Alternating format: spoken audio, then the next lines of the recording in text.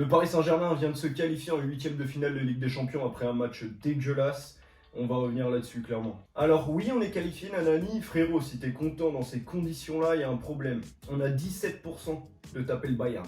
17%. C'est-à-dire hier, autant perdre en fait. Parce que gros, ça va revenir au même. Avec cette équipe-là, on va jouer le Bayern là? T'es sérieux? On va jouer City même, j'en sais rien, même Arsenal. Même l'Atlético, on est dans la merde de ouf. Quand tu vois Skriniar, il s'est fait manger tout le match. À la relance, c'est horrible Skriniar. Il est nul, mais nul à chier. Il est venu pour rien. On aurait dû garder Danilo comme à l'ancienne, c'était très bien, Marquinhos Danilo. Marquinhos en fin de match qui propose de baisser le tempo pour garder le match nul. Gros, comment ça garder le match nul? Nous on regarde le match, on est à la télé, on a peur, mais toi t'es sur le terrain, pourquoi toi t'as peur? T'es censé nous rassurer, tu vois. Mais quand Marquinhos est censé te rassurer, c'est que là il y a un vrai problème. Tu te dis là sur ce match, le plus rassurant, le plus professionnel et le seul qui nous a vraiment honoré, c'était Zaïre Emery, comme d'habitude. 17 ans. Grosse pensée à ceux qui disaient ouais vous comptez sur un gamin de 17 ans, la honte PTDR. Oui, on compte sur un gamin de 17 ans. Franchement on le fait. Et j'en ai rien à foutre. Il n'y a que lui sur le terrain. Il n'y a que lui. Hier, il y avait Kylian quand même dans l'envie, etc. C'était bien. Même en fin de match, il faisait que de se plaindre, il n'était pas content, il voulait que ça joue, que ça continue, etc. Mais quand tu dis qu'Mbappé, à côté de lui, il a Kolo Muani, Sandal, Chocomoisi, c'est pas possible. Scandale, Stokomani, non mais c'est pas possible, gros. Il est nul. Tu te dis qu'on a vendu Neymar et on a réinvesti l'argent de la vente de Neymar sur Kolo Muani. Voilà, zéro vanne. Voilà, fin de la vanne. J'ai lancé cette information là. Frère, on a vendu Neymar et on a acheté Kolo Muani. Avec cet argent, on n'a même pas fait un petit euro de côté, tu vois. Non, c'est un scandale. C'est un scandale. Kolo Muani, il a le niveau pour jouer en Ligue 1. Il a le niveau pour jouer en Bundesliga, mais certainement pas en Ligue des Champions. Il est nul. Il est nul à chier. Son palmarès, c'est quoi? C'est j'ai raté une frappe contre l'Argentine en finale de Coupe du Monde. Et tout le monde s'est dit, oh le pauvre petit bébé chou, etc. Non, c'est insupportable, gros. Il est nul. Il est nul. Il sert à rien. La seule chose qui fait bien, attention, c'est récupérer des ballons comme un chien dans la surface, etc. Il est très bon. Mais dans ce cas-là, tu vas jouer 6. Pas de problème, tu vas jouer 6 et on va voir. Mais après, quand tu vois la qualité de passe, la qualité technique, le frérot est pas capable d'aligner 3 touches de balle consécutives. Il est pas capable. Il est horrible, il est nul. Hier, 2 occasions, encore 0 but. Et 2 occasions, 2 frappes pas cadrées. Une frappe contrée, une frappe à côté. Mais c'est pas possible. Quand tu vois le sprint qu'il fait là sur 50 mètres, avec le contrôle qui est magnifique, deuxième touche de balle, il s'excentre, tu sais qu'il va croiser, il fait un extérieur du pied, c'est bien joué. Mais comme par hasard, ça ne rentre pas. Parce que c'est Kolo Muani. C'est Kolo Muani, ça ne rentre pas, ça ne rentrera pas d'ailleurs, jamais. Tiens, un autre gars qui est bien scandaleux, c'est Lee Kang-in. Lee Kang-in, le match hier. C'est quoi ça? Vraiment, c'était son match. Rien d'autre. C'était pas une vanne, essayer de ne pas rire à la télé sur W9 quand j'avais 8 ans. Là. C'était vraiment le match de Lee Kang-in. Parce que Lee Kang-in, dans l'envie, très bien, pas de problème. Il essayait, il faisait du pressing, il poussait, il tentait, il portait le ballon, il centrait. Mais tout a été raté, tout. Et le jeu de Luis Enrique, ça commence à m'emmerder aussi, les relances courtes, nanani, etc. Le but, il vient de quoi? Hakimi qui fait une passe de boucher charcutier, vraiment, celui qui est en bas de chez moi là. Sur Marquinhos qui rate son contrôle, ça revient sur Hakimi. Hakimi fume une clope, il oublie qu'il joue, il se fait prendre le ballon, but, horrible, but. Et en plus, Adeyemi sur le but est tout seul.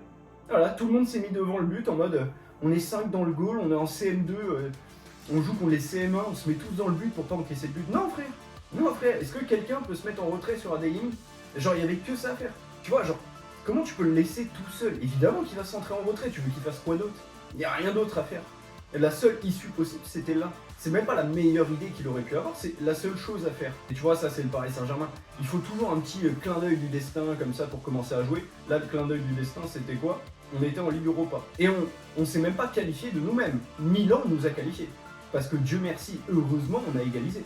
Enfin, on n'a pas égalisé. Mbappé et Warren Zaïre Emery ont décidé d'égaliser.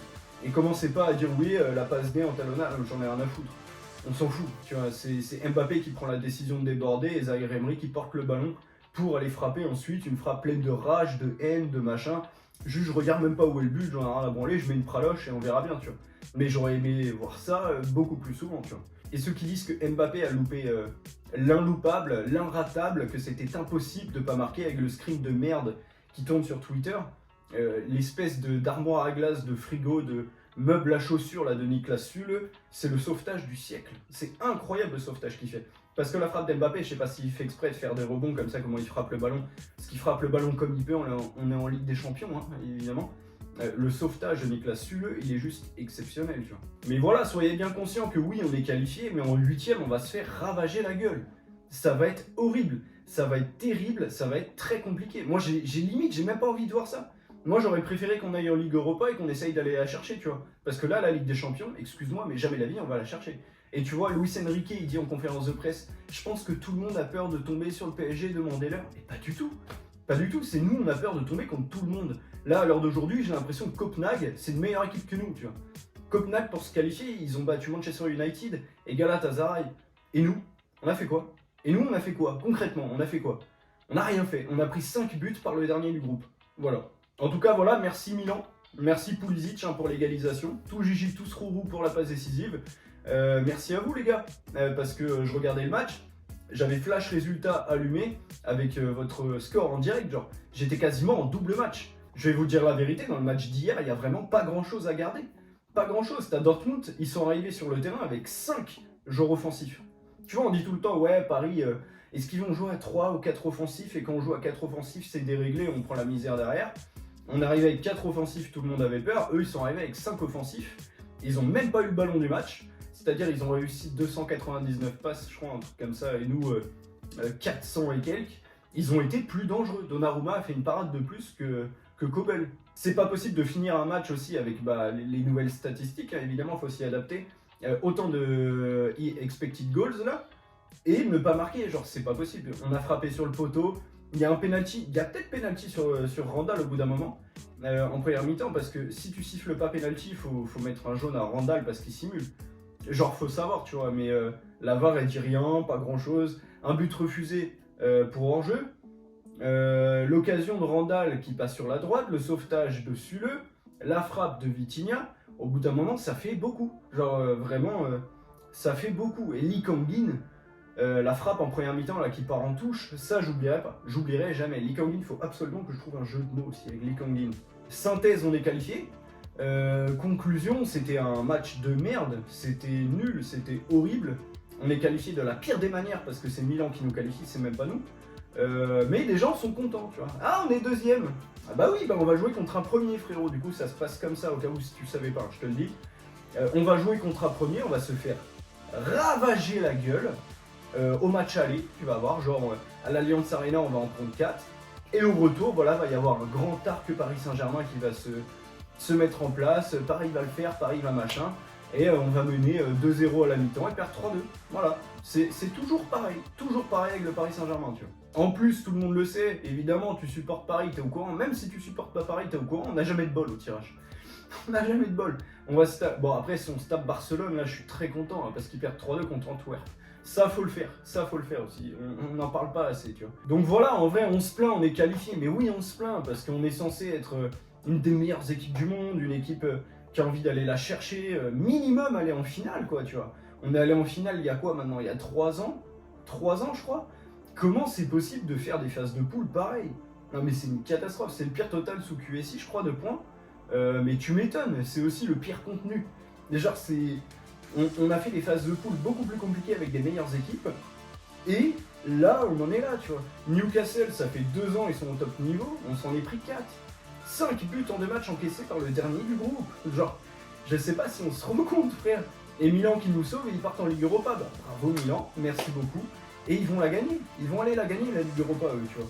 Limite, on aurait dû perdre. Franchement, je leur dis, on aurait dû perdre. Parce que ça n'a aucun intérêt. Voilà, conclusion de la vidéo. Merci Warren. Merci Mbappé aussi dans l'envie, c'était très bien. Merci Hernandez, très bon match. Marquinhos, c'était pas horrible. Donnarumma, merci. Jeu au pied beaucoup plus rassurant. J'ai beaucoup aimé. Peut-être qu'Arnaud Tenas qui joue à sa place, ça l'a fait un peu vriller. Il s'est dit, ouais, il y a lui aussi. Ah bon? Il joue ici, il joue avec nous, lui. Vitinha, c'était pas mal, j'ai bien aimé, mais vu que personne n'aime Vitinha à Paris, personne va le dire. Mais Vitinha, le match était bon dans l'ensemble. Lucas Hernandez, voilà, c'était bien. Hakimi, c'était pas exceptionnel du tout. Il a commencé à se réveiller vers la 70e à peu près. Barcola, par contre, Barcola, très bien. Voilà, Barcola, j'ai adoré.